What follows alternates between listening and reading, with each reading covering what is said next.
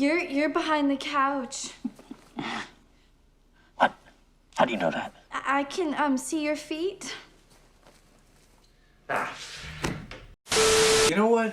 Kudos to the people running the Scream franchise. Because, well, it didn't turn out like this past Halloween trilogy, I can tell you that much.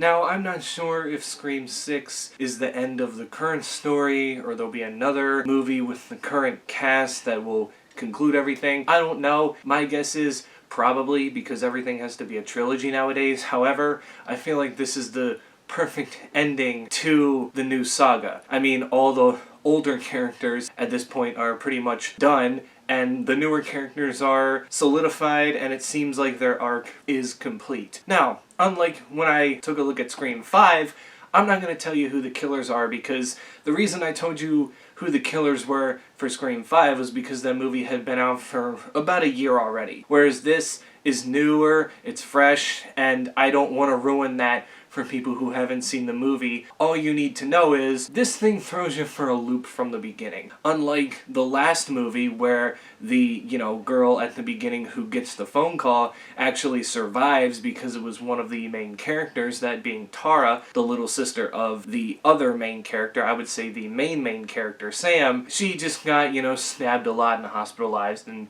she survived. Well, at the beginning of the movie, we are introduced to this woman at a bar, which is played by Samara Weaving. I knew she had entered the cast, but she turns out to be the girl in the beginning of the movie that gets slayed by Ghostface. Or, in this case, it's an imposter Ghostface. Now, I know pretty much every rendition of Ghostface after the first movie has been some sort of imposter, but it really confused me because after Ghostface just slashes Samara Weaving to death, he takes the mask off and it's revealed to be this guy who apparently was one of the students of Samara Weaving, as she was like this film teacher that would have her students study horror movies, and he was upset because she gave him a C+ on his test. And because he was studying slasher films, and of course that Stab franchise that was so big in the last movie, he was studying that, he decided to take it upon himself to take up the Ghostface moniker along with his friend. But then you start to realize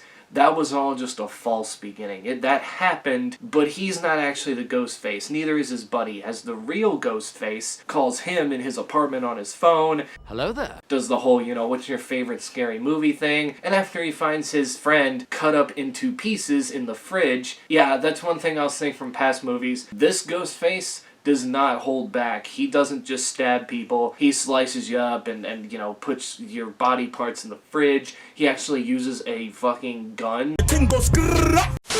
So after the main Ghostface kills the false Ghostface, that's when we get the opening credits, which, by the way, Mike Shinoda, his song In My Head on the opening credits, I'll take that. In my head, I can feel it getting closer. In my head, breathing heavy on my shoulder. And then we are met with the intro to the movie. Now being in New York City, we see the crew of Sam, Tara, Mindy, and Chad a year later, all having moved to New York, as the three younger kids, that being Tara, Mindy, and Chad, are now in college at New York University. Well, Sam decided to travel with Tara because, well, she's the only family that she has left, and she wants to, I guess, not necessarily be that motherly figure, but, be an older sister and be around her sister and protect her at all cost. Although Tara's a little older now, she's a college student, so she's going out, she's partying and trying to get laid, and yet Sam's just telling her to be careful. And when a guy tries to get Tara into the bedroom, Sam goes over and tases the guy in the dick. I'll get you, bitch! That was actually pretty funny. I mean, if there's one thing about Scream again, is yes, it is a horror movie, but it's very aware of itself, of how silly it is, and it kind of continues that trope as we go on, as it gets very, very meta, as Mindy, she starts to do the whole thing about when they're trying to figure out who the Scream killer is. She's like, well, we're not just stuck in the sequel anymore. This is a franchise, and everybody is open now. This killer's not gonna, not kill who they think is the main person, which in this case would be Sam. As we find out, this Ghostface killer is actually connecting all 6 movies in some way together, as when you watch the 5th movie, it really only goes off of the original first movie, where we find out that Sam is actually Billy's daughter, and she, has been hiding that for years, and, connecting all that. The way this movie connects itself to the other 5 is, well, the new Scream killers have the outfits to every single killer that has been in the movies, from, of course, Billy and Stu to the recent ones, that being Richie and, I forgot her name. Am I a joke to you? And is basically going around in those, Ghostface outfits, killing people, and then leaving the mask on the scene. And the whole reason that they're doing this is they're trying to frame Sam, as after Sam was seen as a hero for, killing the bad guys, or at least one of the bad guys in the last movie, it was said, and there was this conspiracy theory made up that, people know she's the daughter of Billy Loomis now, so maybe she is the one that's the psycho killer, and somehow she was able to frame Richie and girl whose name I don't remember. Ain't no fucking way, boy. Now, obviously, that's not the case here. The whole movie, Sam's a suspect, but she's never really arrested or anything. You got this agent who's trying to, at first ignores, but then helps out because Ghostface got his daughter Quinn, and now he has no family left, so he wants revenge. And the whole time, he's skeptical of this FBI agent, which is played by Hayden Panettiere, who I believe was in the 3rd or 4th movie. I don't remember. Like I said, after 2, I kind of just started growing away from the Scream movies because they got worse, but I know she was in one of the older ones, and I guess with Dewey dead, you had to kind of, enter new kind of silly cop that's, trying to avenge what happened to them beforehand. You also get to see Courtney Cox again as Gail Weathers. However, Neve Campbell does not return in this movie because of, well, I guess she wanted equal pay, and that didn't happen. That's just behind the scenes stuff. Really none of our business, so who cares at this point? They do mention Sydney, how Gail talked to her and told her what happened again, but she didn't want Sydney to come to New York because now that she's married and has kids, she just wants Sydney to have her happy ending. So that's kind of how they wrote her off in the movie. So Gail kind of acts in the place of Sydney now, as, she's being very protective of Sam and Tara, but Sam and Tara are pissed at her because after the incident that happened a year ago, Gail decided to write a book about it and basically was calling Sam a psychopath and all this kind of stuff, and it just rubbed them the wrong way that she was like, wait, we helped you in the first movie, you helped us, and now all of a sudden you're just like profiting off of what happened, the trauma that we went through, like, Gail being the typical reporter, but in the end all that gets squashed, and they start to try to figure this out. And throughout the movie, if there's one thing I'll say, I know Scream has what you would call the Scooby-Doo ending, where by the end of it you're like, oh, who is it? Let's find out, and they pull their masks off. And the real identity of Ned is... Ow. Ned! But you kind of get Scooby-Dooed like 3 times in this movie, because at first there's suspicions of, oh, well, maybe this could be Sam's new boyfriend. However, I didn't think they were going to go down that route again, considering they did that with Richie in the last movie. I'm like, that would be too obvious for them to do. But of course they made Sam's boyfriend kind of suspect in one way. Like, you could tell that he loved her, but with the way he spoke and mentioned some things, it was very odd. However, by the end of the movie, he is not a suspect anymore. Another thing that I forgot to mention that I wasn't a huge fan of was the random relationship between Tara and Chad that kind of appeared out of nowheres. In the first movie, they were just more friends, but I guess they start to bond a little bit more, and they start to get feelings for each other. I don't know, that just didn't feel like the right, I guess you can say, couple in a way. Like, I would never have put those two together. Scream is very unpredictable in itself, but that seemed a little unnecessary. Of course, there's just all this thrown around about, this person. It's the same as every Scream movie. Basically, trust nobody, because it's always someone in the group that you end up knowing, and boy, I mean, you know how it's usually 2 Scream killers, except for Scream 3, I think that was only 1 dude? Well, now we have 3 killers in this movie. Granted, 2 of them dress up as Ghostface, while one of them is basically, right there in front of you the whole entire time. I mean, all of them pretty much are, but there's one that doesn't don the Ghostface outfit, so technically there's 3 killers, but 2 act upon it, while the guy who doesn't wear the Ghostface face mask is kind of like the ringleader in this. It ends up being very weird and all ties itself together. And what I liked by the end of it, like last movie when Sam actually used her serial killer tendencies to stab Richie to death, well this time she takes it up a notch. Instead of just stabbing the dude to death, she finds her dad's outfit, or his Ghostface outfit, in this little museum area that the new Scream killers decided to make because, well, that's just, I guess, what they were doing to lure Sam and them in there so they could kill him. She puts on her dad's outfit and does the whole voice modulator thing, calls the one that's left alive and says, hey, do you like scary movies? And does what her dad does. Because you do see Skeet Ulrich in this one again.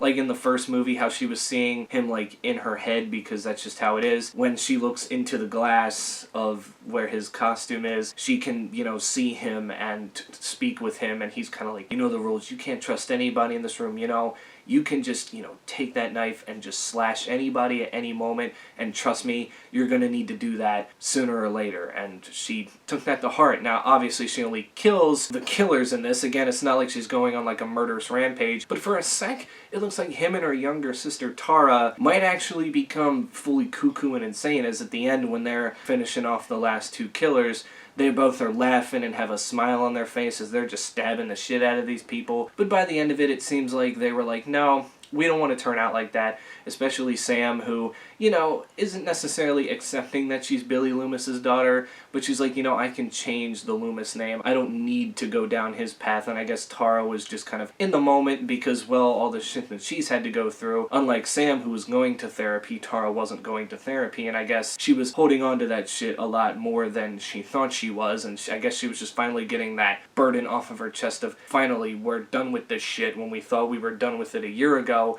but now it's over. And the reason I think that it is possibly over is just because, again, this was like the grand finale ending. Like, I don't think there's any way you can get bigger than that with this current story that you have come up with. It just, I think it ends everything so well, and the fact that it connects all 6 of the movies together, it really just paints a picture of, oh, okay, so we're not ignoring the sequels that came out of the first movie. This is a requel, but it still follows every single film that came before it, unlike, I mentioned, Halloween, where it's, oh, pay attention to the original and then these 3 movies and ignore everything that happened in that story. It's just an interesting way that Scream went about it, and even though this one felt more high budget, and to be honest with you, it wasn't even that scary. I mean, I guess none of the Scream movies to me are scary because, again, there's that silliness in there that just kind of, it's like sometimes when I watch Scary Movie, the first one, which is, basically parody Scream throughout most of it, I always forget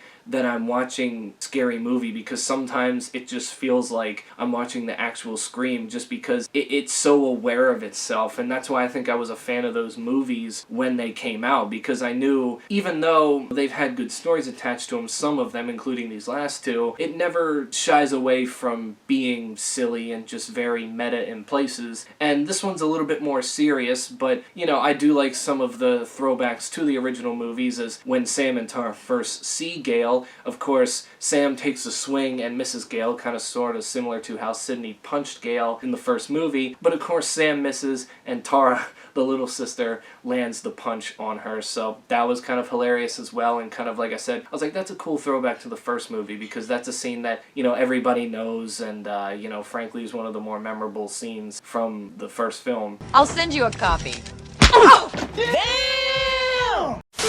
I think another thing I love is the subway scene, because this takes place, mainly during Halloween, so you're in New York City, people are going to parties, everybody's wearing costumes, and of course, with the popularity of the Stab franchise in that universe, and of course, the Ghostface killer, being back as like the hip thing, people have bought a lot of Ghostface masks, so they're all standing there on the subway like, oh god, is that the real Ghostface? Is that the real one? What's, like that just intense, like, are they really on the subway with the real Ghostface? It does definitely get you sometimes. Again, it's not necessarily scary, you're just more kind of like, sitting back in your seat like any one of these could be, but at the same point in time, it wouldn't just be somebody random. Again, it would usually be somebody within the friend group. So it also has you thinking, like, okay, so maybe none of these people are Ghostface. And don't think I didn't catch the Wednesday Easter egg either. At the beginning of the movie, when Tara's at a Christmas party, when Tara's at a Halloween party, you see, you know, some of the original horror movie characters, and then you see someone in this black dress with the, you know, pigtails that resemble Wednesday Addams. So even if it wasn't intended to be Wednesday, I see what you did there. I mean, you got the actress playing Wednesday in your film, so I guess throwing that in there was just kind of a fun little thing. Again, though, that just goes to show you how aware the franchise actually is. But the fact that it did what you would typically see from a Scream movie, but decided to do some things, like I said, the false beginning was very interesting because, yeah, we get the girl dying at the beginning, but at the same point in time, that wasn't the actual Ghostface killer. This was someone who was fascinated with it and was just using it as a way of revenge against their teacher, and the real kill at the beginning was him getting murdered by the actual Ghostface killer. And like I said, could have done without the, you know, 3 different, like, Scooby-Doo, like, oh, it's this person, and wait a minute, no, it's not, it's this person, and then by the end of it, oh, it's these people. It's like, I can only take so much of that before it's just like, alright, just tell me who it is, like, for real. This is getting really, really old. But that's basically it. What do you guys think? Is this truly the end of this portion of Scream? If there is a Scream 7, will it follow the same storyline with the same characters? Or will we get another storyline that will somehow connect itself to the first 6 movies? I don't know. It's going to be interesting, but the way this ended, it seemed like it was done telling the story that it needed to tell. But like I said, most franchises usually try to go for a trilogy, so with it only being 2 movies that have come out, I feel like there's going to be one more, but I don't think there should be. That's just my overall thought, and again, you can tell me in the comments below, but until then, stay safe out there, and I will catch you all in the next one. I'm gonna slash and gash, cut another hole in your ass. I spill blood on the walls, then play tennis with your balls. If the phone rings, don't answer that call. Gonna slit your throat, fuck you like a goat, peel your foreskin off, and make a winter coat. Peace.